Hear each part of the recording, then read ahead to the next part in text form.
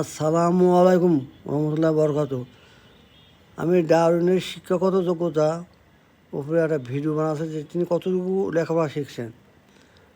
সেটা তিনি বাংলা পৃথিবীর এখন বিখ্যাত বিজ্ঞানী। ডারউইনের নাম শোনেন এমন কোনো বিজ্ঞানও নাই, এখন সুশিক্ষিত লোক নাই, এমনকি নিম্ন শিক্ষিত নাই, এমনকি অশিক্ষিত মানুষের নাম ডারউইন নাম শুনছে। সুতরাং তার শিক্ষাগত যোগ্যতা আমাদের সবাই জানা উচিত বলে আমি মনে করি। তাই আপনার দেশবাসীকে আমি এটা জানাতে চাচ্ছি। ডারউইন কী বলছে সেটা আমাদের আগে জানা দরকার। ডারউইন বলছে একটা এককোষী জীব পৃথিবীর সাগরে আপনা আপনি তৈরি হয়েছিল। সেই এককোষী জীব থেকে পৃথিবীর সমস্ত জীবের উৎপত্তি হয়েছে। এই হলো গাছপালা তৈরি হয়েছে, এই হলো মানুষ, এই হলো বানর, এই পৃথিবীর সমস্ত, এই কচ্ছপ পাখি এককোষী জীব থেকে পৃথিবীর সমস্ত লোকের উৎপত্তি লাভ করছে। এই হলো ডারউইনের থিওরি। সুতরাং তার শিক্ষাগত যোগ্য আমাদের জানা উচিত বলে আমি মনে করি। এখন এলো ডারউইন বিখ্যাত বই দি অরিজিন অফ স্পিসিস। 1859 সালে এই বইটা উনি পাবলিশ করেন এবং পৃথিবীতে আলোড়ন সৃষ্টি করেন। এই বই থেকে আমি ডারউইনের শিক্ষাগত যোগ্যতা বলবো ইনশাল্লাহ। Darwin saw himself during his youth as intellectually unremarkable. He began to study medicine at Edinburgh, left there and went to Cambridge where he took the then common BA pass. Even at that time he probably underestimated his proficiency since he ranked 10 out of 78 candidates in the final examination. অর্থাৎ তিনি এডিনবার্গে মেডিসিনে পড়তেছিল, কিন্তু সেখান থেকে তিনি ক্যামব্রিজে যান এবং common বিভাগ সাধারণ বিভাগ নট বিএসসি কমন আর্টসের উপরে ডিগ্রি নেন। এবং বিজ্ঞানীরা মনে করেন তাকে আন্ডার এস্টিমেট করেছিল, কারণ 178 জন ছাত্রের মধ্যে তাকে তিনি 10+ গ্রহণ করেন। এই জন্য অনেক বিজ্ঞানী দুঃখ পুরস্কার করেন যে তাকে অবমূল্যায়ন করা হয়েছিল। এখন আমি গুগলে সার্চ দিয়েছে যে উইকিপিডিয়া জীবন এই চার্লস ডারউইনের জীবন বৃত্তান্ত আমি সামান্য বাংলা করে দেখাচ্ছি। ডারউইন চিকিৎসার প্রতি অবহেলা তার বাবাকে তাকে বিরক্ত করে। ডারউইনের বাপ ছিল যে সে ডাক্তার হবে, এই জন্য তাকে এডিনবার্গে ভর্তি হলো, কিন্তু সে পড়তে চাচ্ছিল না। এতে তার পিতা তার প্রতি খুব বিরক্ত হয়েছিল। অবশ্যই তিনি 1828 সালে জানুয়ারিতে তাকে ক্যামব্রিজ ক্রাইস্ট কলেজে, মানে খ্রিস্টান কলেজ বা মাদ্রাসা থেকে পাঠান কি যে পাদ্রী হওয়ার জন্যে, অ্যাংলিকাল কান্ট্রি পারসন। কিন্তু সে ক্যামব্রিজের ট্রাইফাস পরীক্ষার জন্য তিনি অযোগ্য হয়ে ফেলেন। সেখানেও তিনি রেজাল্ট খারাপ করলো এবং তার পরিবারে তিনি সাধারণ যোগদান করছেন। তারপরে তাকে সাধারণ ডিগ্রি কোর্সে যোগদান করা হয়।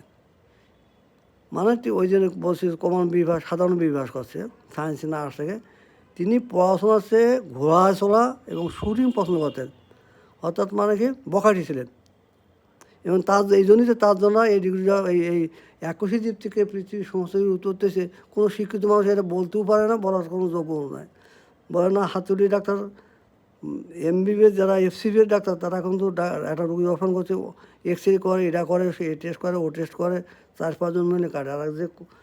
আর এমনি সাধারণ মানুষটা করে ও টপ পুরো কেটে দেয়। ঠিক এইরকম আর কি। এখন এইর উপরে আমি একটা আমেরিকান জার্নাল অফ লাইফ সায়েন্সে আমার একটা আর্টিকেল পাবলিশ হয়েছে এর উপরে। Darwin is a mixture of Malthus theory and Lyell's theory, and Darwin used wrong Lamarck theory as well as belief as a mechanism of evolution. এককোষী জীব থেকে পৃথিবীর সমস্ত জীবের উৎপত্তি লাভ করছে কীভাবে, এর জন্য তিনি ম্যালথাস একজন সামাজিক বিজ্ঞান তার যুক্তিতর্ক ব্যবহার করছে। লায়েস একদম উকিল, তার থিওরি ব্যবহার করছে। আর কি ল্যামার্ক যার থিওরি ভুল পৃথিবী মানুষ তার থিওরি ব্যবহার করছে। আর আমি বিশ্বাস করি তিনি 372 বার ব্যবহার করছে অরিজিনাল হয়েছে। আর তার দ্বিতীয়বার ডিসি নাম ব্যবহার করছে 264 বার। তার মানে যেহেতু পাদ্রী সে বিশ্বাস করছে। এখন তো এটার উপরে আমি আরও অনেকগুলো ভিডিও রয়েছে আমার ইউটিউব চ্যানেল প্রফেসর চ্যানেল আছে, যে দার্উইন থিওরি ভুল, ফসিল ভুল, মানুষের উৎপত্তি থিওরি ভুল, এমনকি এককোষী জীব থেকে পৃথিবীর সমস্ত জীব এককোষী জীব উৎপত্তি হয়েছে মিথিন, অ্যামোনিয়া আর পানি মিলে পৃথিবী এক সর্বপ্রথম আদি সাগরে একটা এককোষী জীব উৎপত্তি হতো। সেই এককোষী জীব হচ্ছে পৃথিবীর সমস্ত জীব উৎপত্তি হচ্ছে।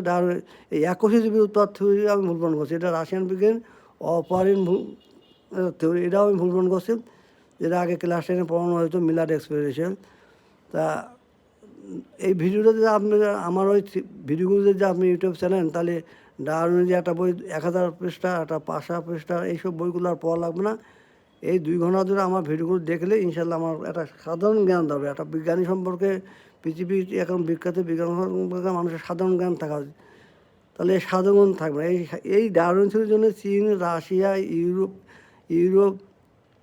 এবং কোরিয়া, এই বিভিন্ন দেশের মানুষজন আর আল্লাহকে বিশ্বাস করে না, তারা ইবাদত করে না, তাদের ধর্মকে মানে না, মানে মুসলমান ধর্ম। সুতরাং আমার মনে হয় যে আমার এই ভিডিওগুলো দেখবেন, এবং পরবর্তীতে আমি যে ভিডিওগুলো ছাড়বো, যদি আল্লাহ রহমত করে, তাই আমি আরও অনেক ভিডিও বানাবো, এগুলোর আপনারা দেখবেন। এবং আমি সর্বমোট 16টা থিওরি ভ্রমণ করছি এবং ডারউইনের 8 এভিডেন্সও ভ্রমণ করছি। এগুলো আমার নাম এমডি আব্দুল আহাদ, প্রফেসর এমডি আব্দুল আহাদ বা এন্টোলজিস্ট আব্দুল আহাদ দিয়ে সার্চ দিলে আমার পাঁচ রাশিয়া, ইউরোপের রিসার্চ গাইড, তারপর আমেরিকান একাডেমির এবং বিভিন্ন ওয়েবসাইটে রয়েছে, এগুলো আর্টিকেল দেখা যায়। আমি মনে করি পৃথিবী আমার কাছে বড় বিজ্ঞানী এই ব্যাপারে নাই। বিবর্তনে যতগুলো থিওরি আছে সবগুলো থিওরি ভ্রমণ করছে এবং গুগল সেগুলো গ্রহণ করছে। যে আপনারা সার্চেন world contribution of entomologist MD Abdul Ahad, তাহলে আপনাকে দেখাবে। এমনকি আমার বাড়ির ঠিকানা, আমার পিতামাতা, আমার সন্তানদের নাম কি, এগুলো যদি সার্চেন তাহলেও পাবে।